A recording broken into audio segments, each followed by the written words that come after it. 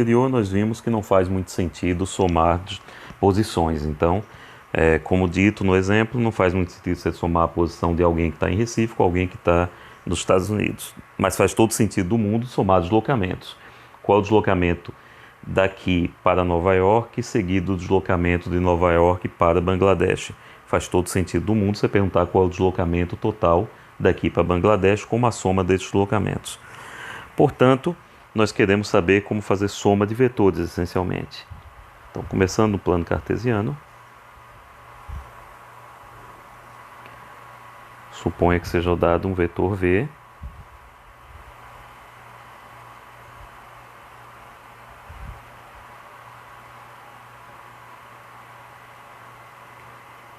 e um vetor W.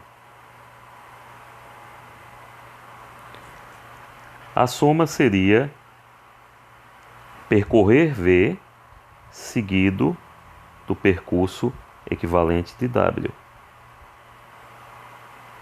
Ou então percorrer W seguido do discurso equivalente de V.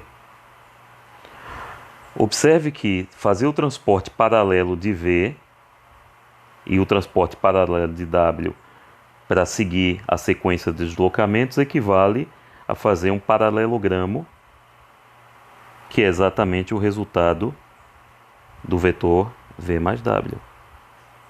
O deslocamento vetorial, ou seja, a posição final menos a posição inicial de V mais W, segue a diagonal principal ou a regra do paralelogramo. Bem, é claro que isso é para a dimensão 2, mas para qualquer dimensão o procedimento é o mesmo.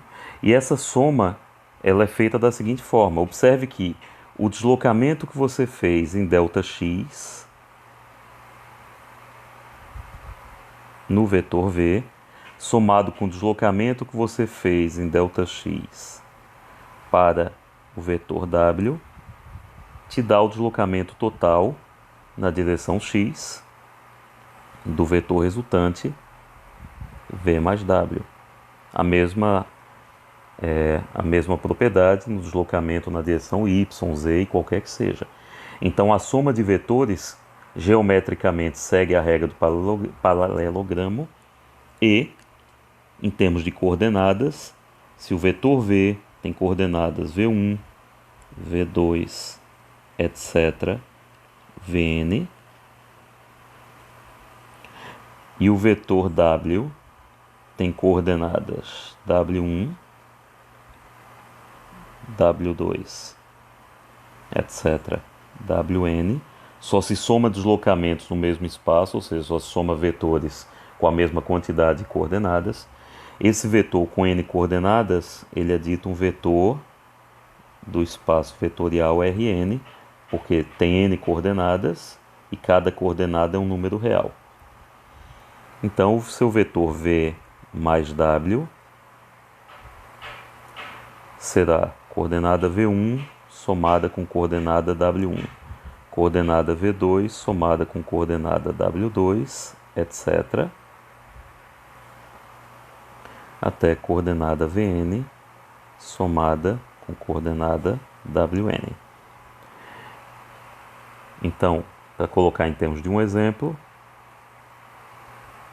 suponha que seu vetor V ele tem coordenadas 3, 2, 0. Seu vetor W tem coordenadas 4, 1, 2. Então, seu vetor resultante V mais W terá coordenadas 3 mais 4, 2 mais 1, 0 mais 2, ou seja, seu vetor será o vetor 7, 3, 2, que é o vetor resultante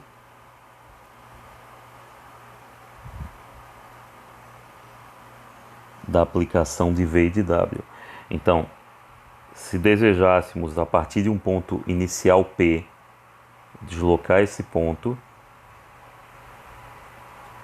pelo vetor V, e em seguida deslocar o ponto resultante pelo vetor W, o resultado seria um deslocamento começando em P a partir do vetor V mais W. Por exemplo,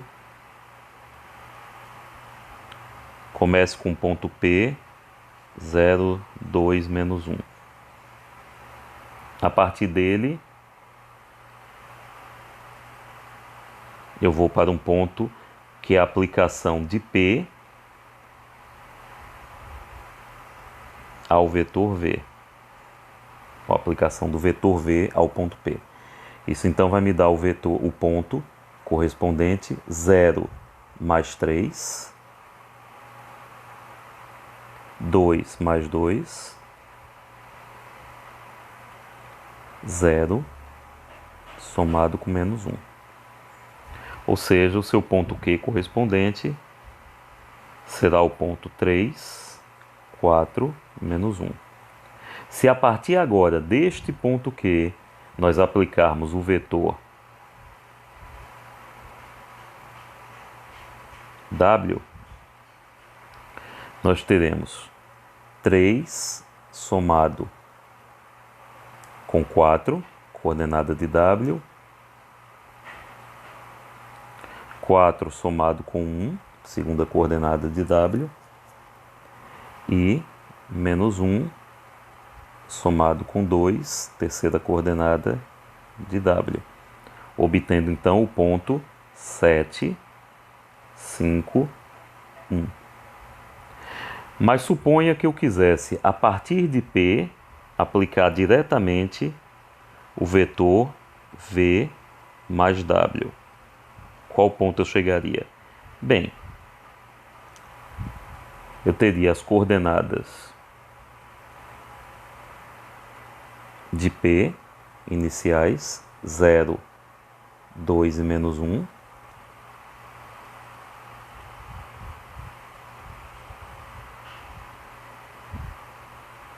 E as coordenadas de V mais W, 7, 3, 2.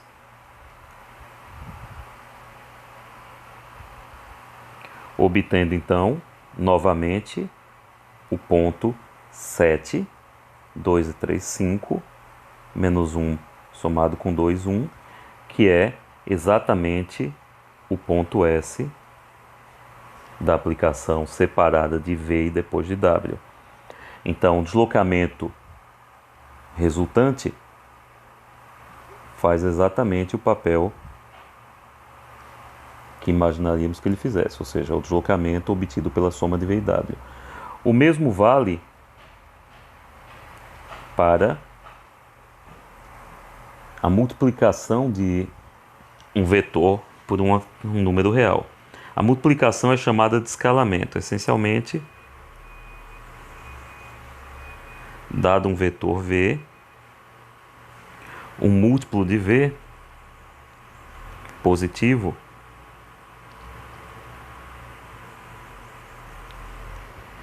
significa permanecer a mesma direção, ou seja, a mesma reta que suporta o vetor, o mesmo sentido, se ele aponta para a esquerda ou para a direita, e multiplicar por um vetor por um número negativo,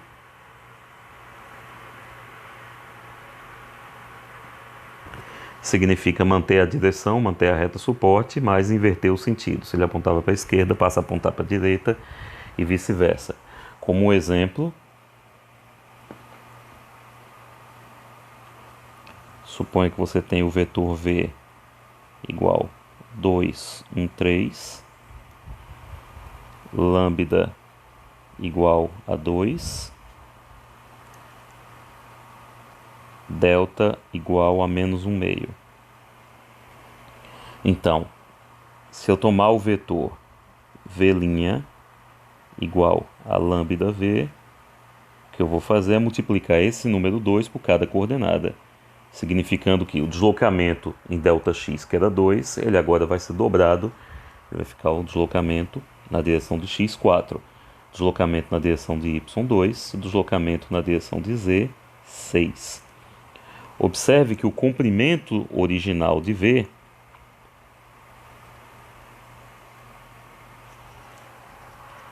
é 2 quadrado somado com 1 quadrado somado com 3 quadrado. Esse comprimento original do vetor V, 4 com 5, 5 com 9, 14. Raiz de 14. Por outro lado, o comprimento do vetor V' será raiz de 4 quadrado, 2 quadrado, 6 quadrado. 4 quadrado, 16, com 4, 20, 20 com 36, 56, raiz de 56.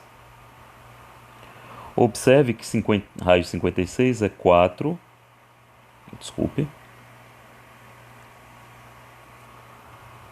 é raiz de 4 vezes 14, que é 2 raiz de 14, que é o dobro do comprimento ou da norma de V. O mesmo ocorre com V duas linhas. V duas linhas igual a sigma vezes V, a delta vezes V, será um meio que multiplica cada uma das coordenadas do vetor original. Então, vai ser menos 1 meio que multiplica as coordenadas 2, 1, 3.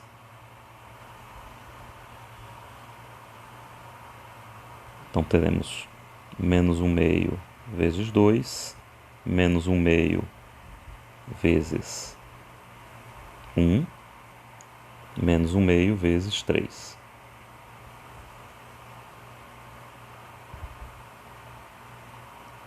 Isso então me dará coordenadas menos 1, menos 1 meio, menos 3 meios.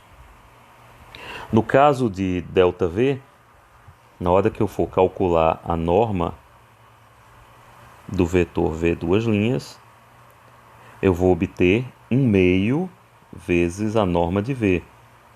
Uma vez que esse fator menos 1 meio foi elevado ao quadrado, e depois eu tirei a raiz quadrada dele, o sinal foi perdido. Então ficou menos 1 meio ao quadrado 1 quarto, raiz de 1 quarto, 1 meio positivo. Então, o que acontece com o vetor é exatamente o que ilustramos naquele desenho inicial. O primeiro vetor V' foi o dobro do vetor V, mantendo direção e sentido, e o vetor V duas linhas foi metade do comprimento do vetor original V, mas mudando o seu sentido.